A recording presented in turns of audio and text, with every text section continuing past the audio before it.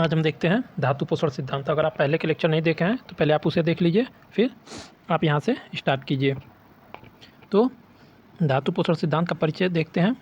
आयुर्वेद में धातु पोषण से संबंधित 3 न्यायों का वर्णन प्राप्त होता है। पहला क्षीरदधी न्याय, केदारी कुल्या न्याय और खले कपोत न्याय।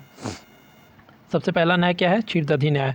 क्षीरदधी न्याय को सर्वात्म परिणमन पक्ष भी कहा जाता है। जिस प्रकार दूध से सर्वात्मना दही उत्पन्न होता है, दही से नवनीत और नवनीत से घृत और घृत से घृतमंड उत्पन्न होता है, उसी प्रकार पूर्व धातु से उत्तरोत्तर की उत्पत्ति होती है।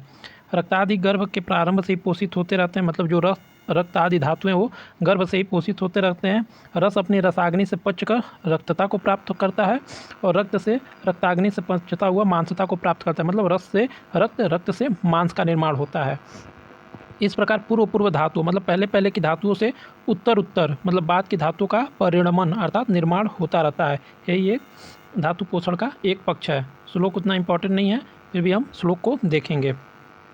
तत्र रस स्व अग्निपच्यमानो रक्तताम याति रक्तम मांसात्तम इत्यादि पूर्व धातु परिणाम उत्तरोत्तर धातु उत्पाद यथा क्षीरदधि भवति ददनो नवनीतम नवनीताद घृतम घृताद घृतमंड इत्येक पक्ष। अर्थात पूर्व की धातुओं से उत्तरोत्तर धातु का निर्माण होता है। इसे ही क्षीरदधी न्याय कहा जाता है। उसके बाद हम देखेंगे केदारी कुल्या न्याय। केदारी मतलब होता है खेत और कुल्या मतलब नाली। तो जिस प्रकार खेत में सिंचित नाली का जल समीप के खेत को सिंचित कर क्रम से दूसरे खेतों को सिंचित करता है, मतलब जो खेत समीप होगा नाली के उसे सबसे पहले सिंचित करेगा, उसके बाद जो दूर के खेत हो गए उन्हें सिंचित करेगा। उसी प्रकार आहार रस भिन्न भिन्न मार्गों से रसादि धातुओं को उन धातुओं के समान अंशों से पोषित करता है। जो धातु समीप होते हैं उनका पोषण जल्दी होता है और जो धातु दूर है उनका पोषण देर से होता है। इसमें भी श्लोक दिया है, यथा केदार निसिक्त कुल्या जलम प्रत्यासन्ना केदारीम तर्पयित्वा क्रमेण केदारी कांतराणि आप्लावयति किंवा आहार रस उत्पन्नो भिन्नेर मार्गे रस रुधिरादिनी समानेन नांसेन तर्पयति। केदारी कुल्या न्याय पर आचार्य बागभट्ट का क्या मत है, ये देखते हैं। आचार्य बागभट्ट ने तृतीय माह के गर्भ के संदर्भ में कहा है, गर्भस्य नाभो मातुश्च हृदय नाड़ी निविद्यते यया स पुष्टि मापनोति केदार इव कुल्यया। अर्थात गर्भ की नाभि में और माता के हृदय की रसवाहिनी नाड़ी में संबंध रहता है, जिसके द्वारा गर्भ का पोषण होता रहता है, जैसे खेत की फसल का पोषण नालियों के द्वारा होता है। खले कपोत न्याय। खले कपोत न्याय में क्या है?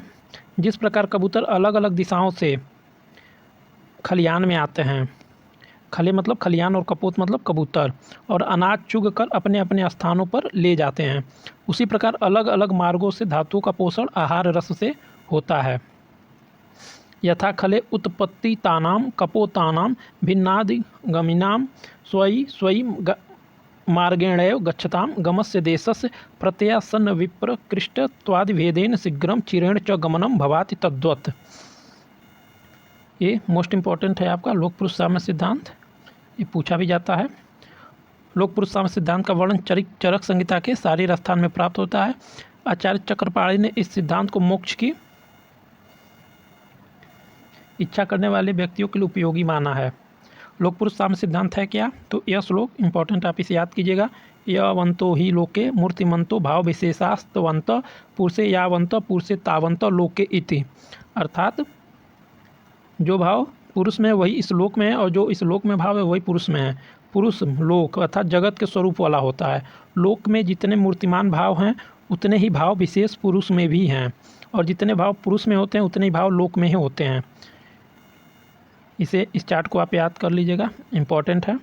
पृथ्वी में पुरुषगत भाव मूर्ति होती है, आप में पुरुषगत भाव क्लेद, अग्नि में पुरुषगत भाव संताप, वायु में प्राण, आकाश में पुरुषगत भाव छिद्र समूह, ब्रह्मा में अंतरात्मा, इंद्र में पुरुषगत भाव अहंकार, सूर्य में पुरुषगत भाव आदान कर्म, रुद्र हमेशा गुस्से में रहते हैं तो रुद्र का पुरुषगत भाव रोष, सोम का पुरुषगत भाव प्रसाद या प्रसन्नता, वसु का पुरुषगत भाव सुख, अश्वनी कुमार का पुरुषगत भाव कांति, विश्वदेवता सभी इंद्रियां, तम का पुरुषगत भाव मोह, ज्योति का पुरुषगत भाव ज्ञान, सृष्टि का पुरुषगत भाव गर्भाधान, कृतयोग का पुरुषगत भाव बाल्यावस्था, त्रेता युग पुरुषगत भाव युवावस्था, द्वापर युग का पुरुषगत भाव वृद्धावस्था, कलयुग का पुरुषगत भाव रोगावस्था और युगांत का पुरुषगत भाव मृत्यु है।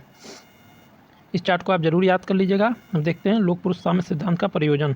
लोक पुरुष साम्य सिद्धांत का प्रयोजन बताते हुए आत्रेय कहते हैं कि लोक को अपने में और अपने को लोक में समान रूप से देखने से सत्य या बुद्धि उत्पन्न होती है। संपूर्ण जगत को अपने में देखने समय यह ज्ञात होता है कि हमारे सुख और दुख के कर्ता हम स्वयं हैं, अन्य कोई और नहीं है। नेक्स्ट सिद्धांत हमें देखते हैं व्याधि रूपीय सिद्धांत। व्याधि रूपी सिद्धांत का वर्णन चरक संहिता के विमान स्थान में प्राप्त होता है। व्याधित रूपी सिद्धांत क्या है? यह खलु दौ पुरुषो व्याधित रूपो भवतः गुरु व्याधित लघु व्याधित। मतलब व्याधि दो प्रकार की होती है, गुरु व्याधि और लघु व्याधित। देखिए व्याधित पुरुष मतलब रोगी व्यक्ति दो प्रकार के होते हैं, गुरु व्याधित और लघु व्याधित। अब गुरु व्याधित किसे कहते हैं?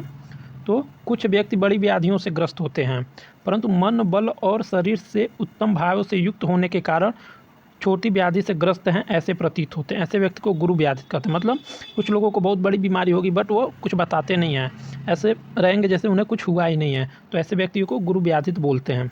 लघु व्याधित कुछ व्यक्ति छोटी व्याधि से ग्रस्त होते हैं परंतु मन बल और शरीर के हीन भावों से युक्त होने के कारण बड़ी व्याधि से ग्रस्त रहते हैं, ऐसे प्रतीत होते हैं। ऐसे व्यक्ति को लघु व्याधित कहते हैं। मतलब कुछ व्यक्तियों को बहुत कम सी बीमारी रहेगी, बहुत कम कष्ट रहेगा बट ऐसे व्यक्त करेंगे जैसे बहुत ज़्यादा कष्ट में बहुत बड़ी बीमारी हो गई है, ऐसे व्यक्ति को लघु व्याधित कहते हैं। व्याधित रूपी सिद्धांत का प्रयोजन क्या है?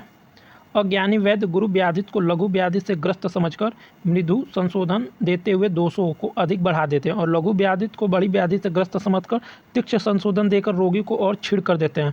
अतः चिकित्सा में सफलता के लिए गुरु और लघु व्याधित का ज्ञान होना आवश्यक है। मतलब अगर वो व्यक्ति वैद्य के पास जा रहा है और दिखा रहा है कि मुझे तो कुछ हुआ ही नहीं है बट वो बहुत बड़ी व्याधि से ग्रसित है, तो वैद्य अगर इसे नहीं जानता है और बहुत कम व्याधि वाला के निराकरण वाला औषधि दे देता है तो भी उसे वो औषधि फायदेमंद नहीं होगी। और लघु व्याधित वाला व्यक्ति जाता है और दिखाता है कि वो मुझे बहुत बड़ी व्याधि हुई है, तो बहुत बड़ी व्याधि वाला अगर वो औषध दे देता है तभी वो उसका सही नहीं होगा। तो इस सिद्धांत का ही प्रयोजन है कि गुरु व्याधित और लघु व्याधित को पहचान हो सके।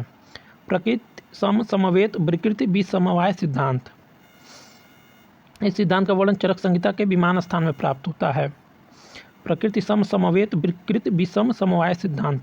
द्विविधो मेलको भवाति रसानाम दोषाणाम च प्रकृति अनुगुण प्रकृत्यन अनुगुणश्च तत्र यो मिलितानाम प्राकृत गुण अनुपमर्देन मेलको भवति स प्रकृति सम समवाय शब्देन उच्यते यस्तु प्राकृत गुणो उपमर्दने भवति स विकृति विषम समवायो अभिधीयते। अर्थात रस और दोषों का मेल दो प्रकार से होता है, एक प्रकृति के अनुसार गुण का और दूसरी जो प्रकृति के अनुसार गुण का न होना। जब मिले हुए रस या दोष प्राकृतिक गुणों को बिना दबाए मिले हों तब वह मेल प्रकृति सम समवाय कहलाता है। मतलब बिना किसी को दबाए हुए दो प्राकृतिक गुणों को बिना दबाए हुए रस या दोष मिलते हैं तो उन्हें प्रकृति सम समवाय कहते हैं, और जब मिले हुए रस या दोष प्राकृतिक गुणों को दबा कर मिलते हैं तो उसे विकृति सम समवाय कहलाता है।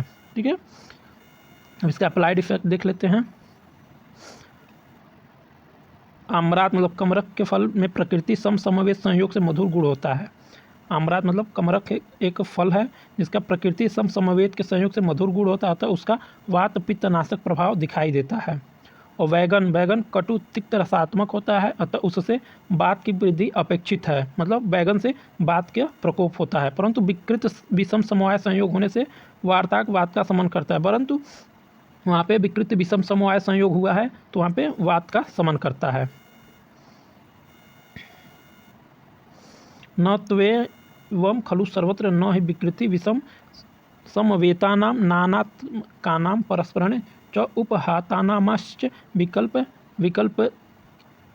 विकल्पतान सब प्रभाव अनुमानव समुदाय प्रभाव तत्व मध्यवसातुम शक्यम। है श्लोक इंपॉर्टेंट नहीं है, आप मत याद कीजिएगा इसे। न त्वयं खलु सर्वत्र मतलब रस और दोष के प्रभाव से द्रव्य और विकार का निश्चय सर्वत्र द्रव्य और विकार में नहीं होता है। विकृति रूप से मिले हुए का तथा विषम रूप से मिले हुओं का।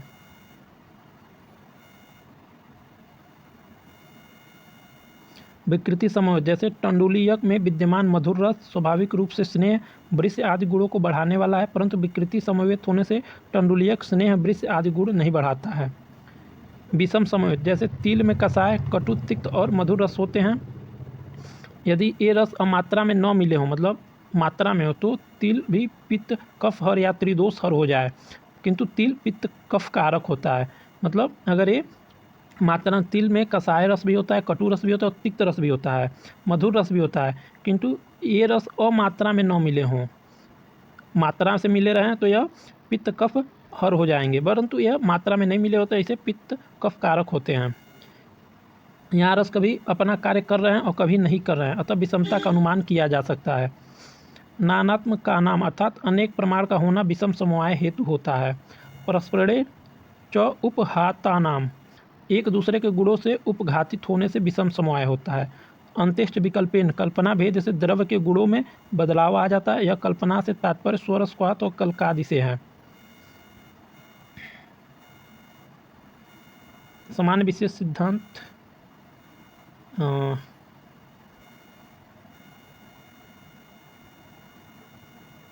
चैप्टर यहीं पे ख़त्म होता है। आपको मैं बता देता हूँ इसमें इम्पोर्टेंट कहाँ तक है। प्रकृति समन्वय विकृति समन्वय सिद्धांत यहाँ तक आप इम्पोर्टेंट है, यहाँ तक आप पढ़ लीजिएगा। जो मैं यहाँ पढ़ाया हूँ ये उतना इम्पोर्टेंट नहीं है, ये इम्पोर्टेंट नहीं है, तो आप इसे छोड़ भी सकते हैं। खले कपोत न्याय ये सब इम्पोर्टेंट है। तो मैं